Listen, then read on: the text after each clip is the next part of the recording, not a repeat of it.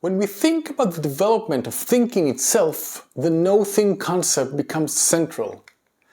Bion, after Freud, alleges that the lack of breast creates a hallucination of the breast.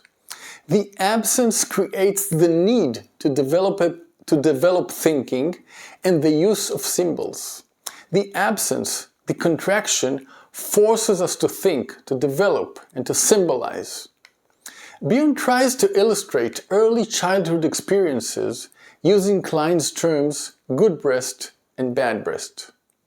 Bion argues that the no breast creates a sudden, frightening emptiness that is immediately and absolutely filled with something, specifically with mixtures of fear and rage.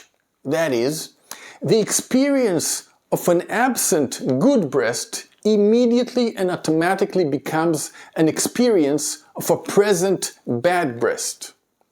But if there's a good interaction between the container and the contained, with time, the pain of this sudden and terrifying emptiness can be mitigated and softened. The experience of the absent good breast does not immediately, automatically, and absolutely turn into the experience of a present bad breast. This initial experience of attack can be felt, suffered, thought, modified, or can even create a symbol that represents the good breast when it is absent. This challenge continues and is manifested every time we find not the thing that we expect. In these cases, we have to contain the feeling this microshock brings us. Only if we can contain them can we leave behind the preconception we had and the images that correspond to it, grieve our imagined reality, and return to the openness that allows us to be in touch with reality as it is. So without absence, without the no-thing, without an unknown component, there's no need to think, to create symbols, or to develop. But there's a big difference whether the thought is generated while being in contact with the no-thing, with the tension that this contact implies, or whether it is not possible to be in contact with the no-thing. This is the difference between mentalization and intellectualization or hallucination. Mentalization represents the ability to stay with the no-thing until it is modified, that is, suffering the pain of the no-thing.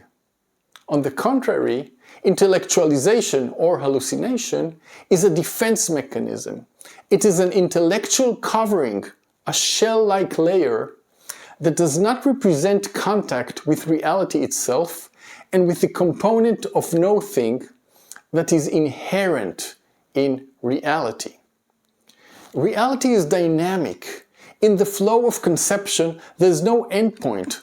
There's no definitive or finite thing. At any time, living things have a contact point with the unknown, the no-thing, and out of contact with that, there's development, there's flow, there's vitality. Psychotherapy does not represent an arrival, but a development process. Many things cannot be resolved, and what needs to be done is to create the ability to sit with the tension implied by the encounter with the unknown component, the no-thing, which is always a part of reality. Always.